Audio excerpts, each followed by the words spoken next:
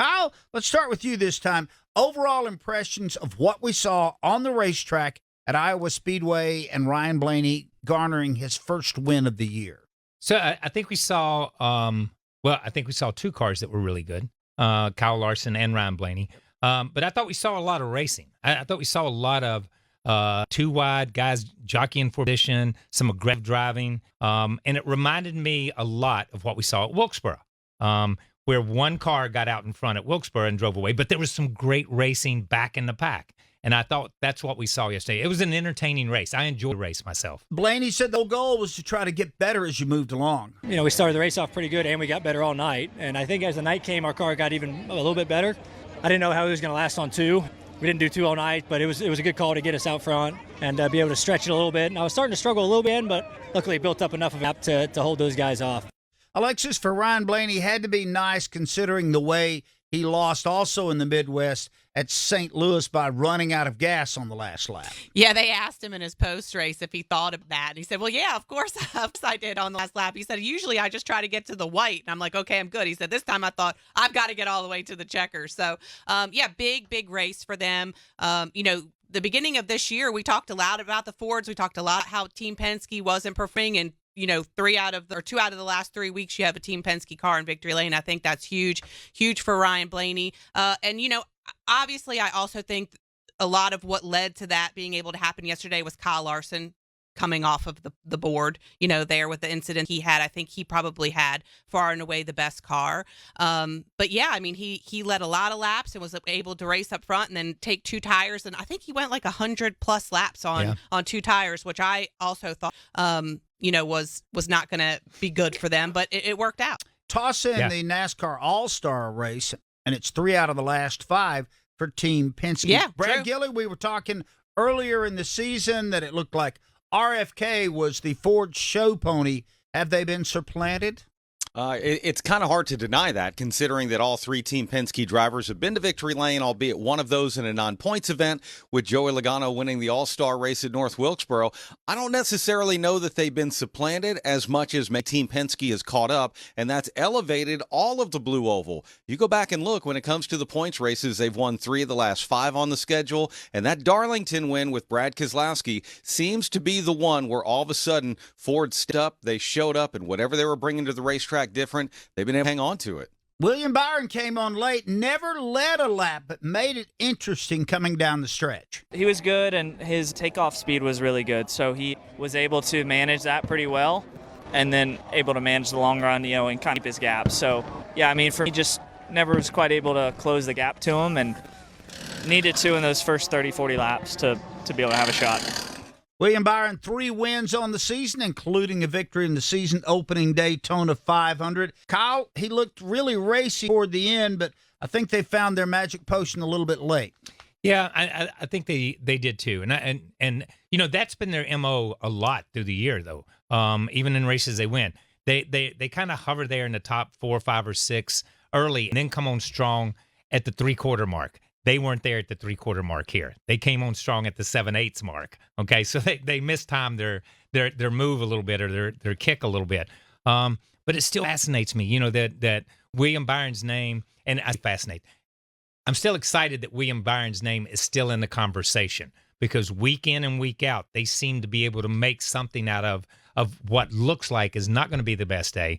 But they still salvage a runner-up finish and make something of it. I mean, they're still running strong this year. We have a new points leader, Alexis. We do. Yeah, Mr. Chase Elliott. I think there was a time at the beginning of the year when we weren't really sure if he was going to make the playoffs, let alone win a race and then become points leader. And it looks like that team is coming on strong, too. So, when you think of at least 3 of the 4 cars at Hendrick Motorsports, with Kyle Larson, being as hot as can be, minus the troubles that he had at Iowa this past weekend, plus Chase and William Byron, it looks like Hendrick Motorsports is as strong as ever. Brad Gillitt's saying in the submarine business, run silent, run deep. Has Bill Elliott all of a sudden become a submariner? Or Chase Elliott? Thank you. Well, he's been running silent in that the laps led number is not there. And I think that's when you don't notice people because the laps led number isn't there. But after that Texas win, Chase Elliott has pretty much come alive, but it's been somewhat unnoticeable to your point. Look, he is second highest in the league with top 10 finishes. He's tied with like 4 other drivers for top 5 finishes in leading it. The numbers are there, except that one category, laps led. He's only led 135 this year. And unless you're out front all the time, people aren't going to notice like they notice the ones like Kyle Larson, who's the most. Yeah, that's exactly right, and that's what I want. That's where I want to go with it more so is that he as you say, we can rattle off top 5s and rattle off top 10s. They had an interesting stat yesterday on the TV where they said that he was the most consistent driver because he had more top 20 finishes. I didn't know it was a stat. Top 20 finishes. It's not. It's not. That was just a made up stat they threw out yesterday. Point is, he's not had the looks at wins that William Byron has had this year. He's not had the looks at wins that Ryan Blaney has had. He's not had the looks that Kyle Larson has. When you can up front and lead those laps and have those looks and at least see victory lane, you're in the conversations. Right now, he's in the conversation of miscongeniality. He's the most consistent guy out there right now. We had planned to talk about Chase Elliott later, but let's go ahead and dive in the Chase Elliott pool right now. Even the race that won, Alexis, at Texas, wins it on the last lap, the caution comes out, they don't race back to the stripe. I never even felt like during that day that he was the guy to beat, but somehow or another they fandangoed their way to a W, and now he's the point leader. Yeah, I mean, certainly top 20 finishes. I don't necessarily know if that's a stat, a lot of people keep track of either. But the fact that he is the points leader now does show that he has been able to consistently, gain points and be in a position to get stage points and those types of things. Even if he's not necessarily challenging for the win week in and week out, he is consistently running in a position where he's able to gain points and thus become the point leader, and that's huge. Yeah, 2 things. I see what you did there with the fandango thing. Well played. Well played. Thank you very much. Well Sorry, played. it went number one. right over my head. Well played, number 1. And number 2, let's be real clear that he's the points leader over Kyle Larson, who missed a race. Yes, that's true. Okay, so what if Kyle Larson had that race? You know what I'm saying? I mean, let's think in those terms. Once again, we're dumbing down America here. We're bringing us back to the lowest common denominator. That's very true, but it's kind of the same point that I wanted to make as well with the Ryan Blaney win yesterday. Yes, it was a great. He ran and led a lot of laps, but I think a lot of that is because again, Kyle Larson was taken off of the board. So I think that points to the fact that, in my opinion, Kyle Larson is the best out there right now. And when he's not in it, either taking a whole race off to run at Indy, or he crashes out and isn't able to race for the win at the end, that lets everybody else kind of catch up a little bit. Brad, circling back around to Chase Elliott right now, what do you think the ceiling is for this year for that team?